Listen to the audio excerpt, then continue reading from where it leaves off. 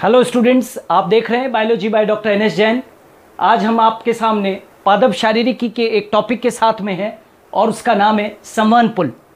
और आपको ये मालूम होना चाहिए कि संवहन पुल के प्रकार एक महत्वपूर्ण टॉपिक है और हम उसको आज डिस्कस करने जा रहे हैं कि संवहन पुल कितने प्रकार के होते हैं।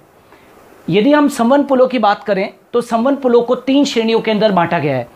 एक होते हैं संयुक्त संवहन पुल, दूसरे हैं अरीय संवहन पुल और एक और तरीके के होते हैं संकेंद्रीय संवहन पुल, जिन्हें क्रमशः इंग्लिश के अंदर कहते हैं conjoint vascular bundle, radial vascular bundle और कंसेंट्रिक वेस्कुलर बंडल।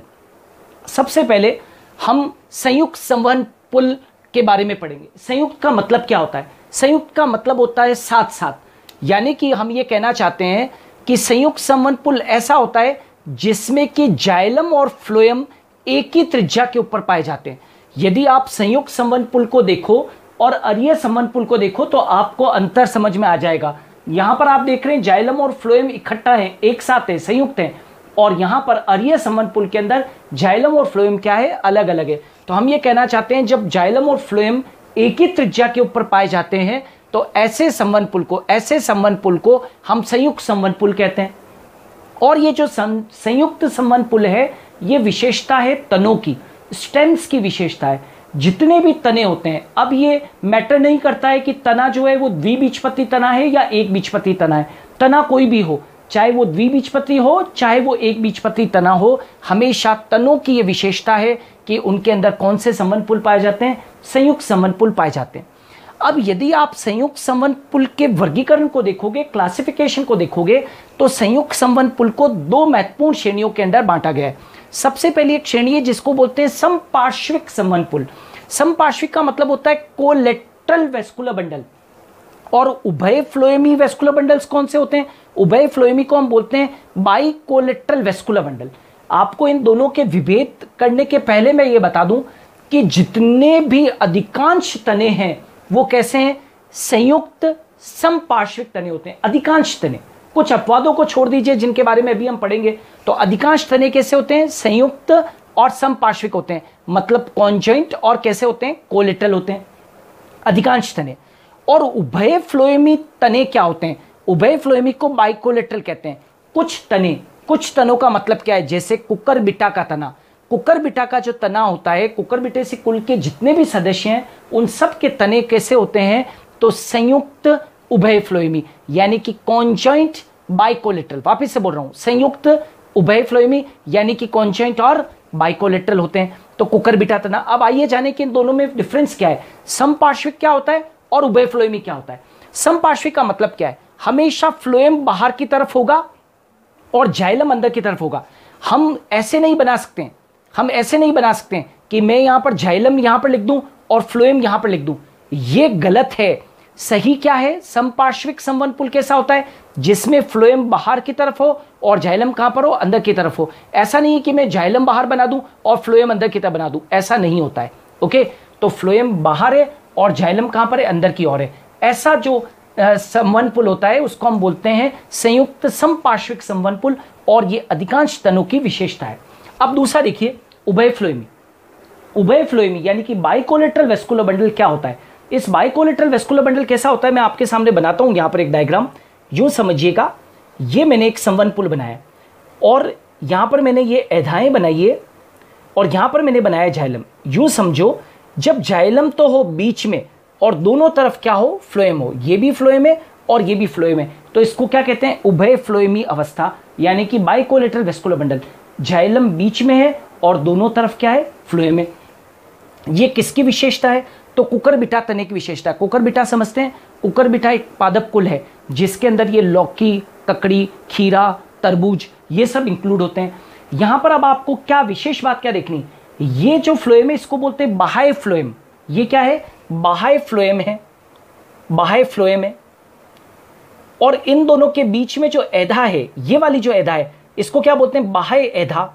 ये जाइलम है, ये आंतरिक एधा है, ये वाली जो है ये आंतरिक एधा है और ये आंतरिक फ्लोएम है। एक बार फिर से रिपीट कर दूं, ये बाह्य फ्लोएम है, ये बाह्य एधा है, ये जाइलम है, ये आंतरिक एधा है और ये आंतरिक फ्लोएम है।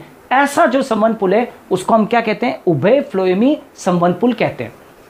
अब यहां पर एक बात और भी जान लीजिए कि जो संयुक्त संवहन पुल होते हैं वो समपार्श्विक और उभयफ्लोमी होते हैं।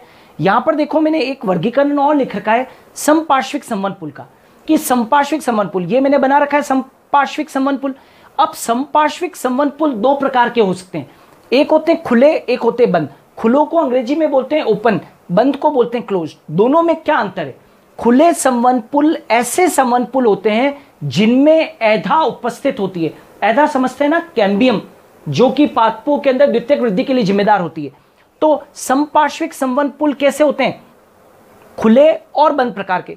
खुले ऐसे होंगे, खुले संवहन पुल ऐसे होंगे जिनमें ऐधा उपस्थित होगी, और बंद प्रकार के संवहन पुल ऐसे होंगे जिनमें की ऐधा क्या है? अनुपस्थित है। ओके, तो ये तो था सबसे पहला संवहन पुल जिसका नाम था संयुक्त संवहन पुल, जो तनों की विशेषता है। अब हम दूसरे वाले संवहन पुल पढ़ते हैं और उनका नाम है अरीय संवहन पुल, जो संयुक्त से बिल्कुल अलग है।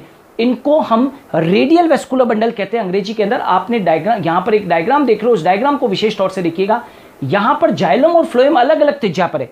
ऐसा नहीं है जैसे संयुक्त संवहन पुल में तो क्या था कि फ्लोएम और जाइलम इकट्ठे थे, लेकिन यहां पर आप देखोगे तो जाइलम और फ्लोएम अलग अलग त्रिज्या के ऊपर उपस्थित है। आप देख सकते हैं जाइलम अलग है, फ्लोएम अलग है, जाइलम अलग है, फ्लोएम अलग है, ऐसे। तो जाइलम और फ्लोएम अलग अलग त्रिज्या के ऊपर उपस्थित है। और जो ध्यान देने योग्य बात है वो ये है कि अरीय संवहन पुल मूलों की विशेषता होती है। जैसे तनों की विशेषता किसमें, कि तनों की विशेषता क्या है कि उनके अंदर संयुक्त संवहन पुल होता है। अरीय संवहन पुल की विशेषता क्या है कि ये मूलों की विशेषता होती है। और एक बात और ध्यान देनी है कि यहां पर जाइलम और फ्लोएम एकांतर क्रम में पाए जाते हैं। देखिए, एक जाइलम फिर फ्लोएम, फिर जाइलम फिर फ्लोएम, फिर जाइलम फिर फ्लोएम, हमेशा जाइलम फ्लोएम एकांतर क्रम में पाए जाते हैं। और एक और बात ध्यान देनी है कि हमेशा जाइलम की संख्या फ्लोएम की संख्या के क्या होती है? बराबर होती है। ओके, अब आ जाते हैं तीसरे प्रकार के संवहन पुल जिनको हम बोलते हैं संकेंद्रीय संवहन पुल। इन्हें अंग्रेजी के अंदर कंसेंट्रिक वेस्कुलर बंडल कहते हैं। अब कंसेंट्रिक वेस्कुलर बंडल का मतलब क्या होता है? जाइलम यदि केंद्र में है तो फ्लोएम उससे घेरे रहेगा, और यदि फ्लोएम केंद्र में है तो जाइलम उसे घेरे रहेगा। इसको बोलते हैं संकेंद्री।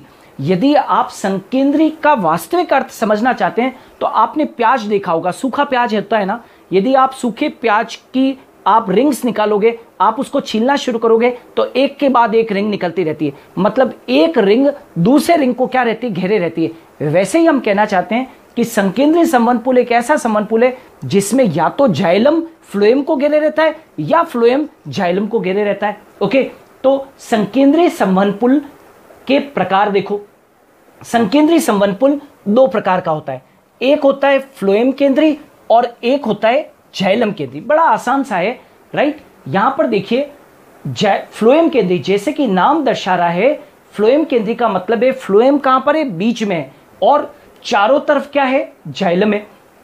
और यहां पर देखो जाइलम केंद्री में जाइलम कहां पर है? बीच में है, और चारों तरफ क्या है?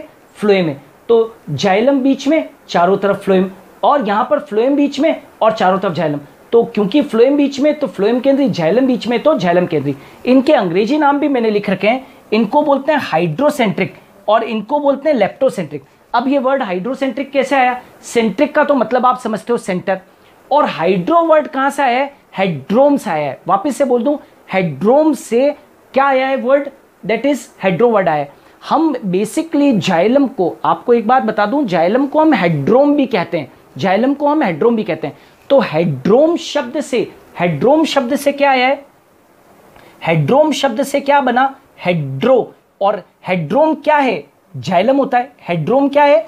जाइलम है। तो क्योंकि जाइलम बीच में तो हमने कह दिया हाइड्रोसेंट्रिक। लेकिन लेप्टोम किसको कहते हैं? लेप्टोम किसको कहते हैं? फ्लोएम को कहते हैं। लेप्टोम शब्द किसको कहते हैं? फ्लोएम को कहते हैं। तो क्या लिखा है? लेप्टोसेंट्रिक। लेप्टोम से क्या शब्द बना है? लेप्टो बना है, यानी कि लेप्टोम बीच में है, फ्लोएम कहां पर है? बीच में है, राइट। इसीलिए इसको क्या बोल देते हैं? फ्लोएम केंद्री। तो ये स्टूडेंट्स था किसके बारे में? संवहन पुल के बारे में था कि संवहन पुल के प्रकार कितने प्रकार के होते हैं। तो हमने 3 प्रकार पढ़े, संयुक्त संवहन पुल, अरीय संवहन पुल और संकेंद्रीय संवहन पुल। मेरे वीडियो को आगे देखते रहिए आप, पादप शारीरिकी के ऊपर मैं खूब सारे फ्री वीडियोस बनाऊंगा, इन्हें खूब सारा आप लाइक और शेयर कीजिए। अधिकांश बच्चों को कई बार कोचिंग प्राप्त नहीं हो पाती है, मैं चाहता हूं कि मेरे वीडियो सारे के सारे मैं डिटेल्स के अंदर बनाऊं ताकि ज़्यादा से ज़्यादा बच्चों को लाभ हो सके। यदि आप एक बार के लिए कोचिंग नहीं भी गए तो भी आपको घर बैठे जो है वो आप एजुकेशन ले सकते हैं। मेरे वीडियोस को देखते रहिए, मेरे चैनल को सब्सक्राइब कीजिए ताकि आपको नोटिफिकेशन जो है वो लगातार मिलते रहे और आपको जानकारी मिलती रहे कि मेरे अपकमिंग वीडियोस जो हैं वो कौन कौन से हैं। इस वीडियो को शेयर कीजिएगा, लाइक कीजिए, और यदि आपको कोई भी दिक्कत आ रही है तो कमेंट बॉक्स में जाकर कमेंट कीजिए। आपकी कोई भी प्रॉब्लम है तो मेरे साथ में शेयर कीजिए, मैं कोशिश करूँगा कि आपके सवालों का जल्द से जल्द जवाब दूँ। थैंक्स अ लॉट, फिर लौटेंगे। जय हिंद।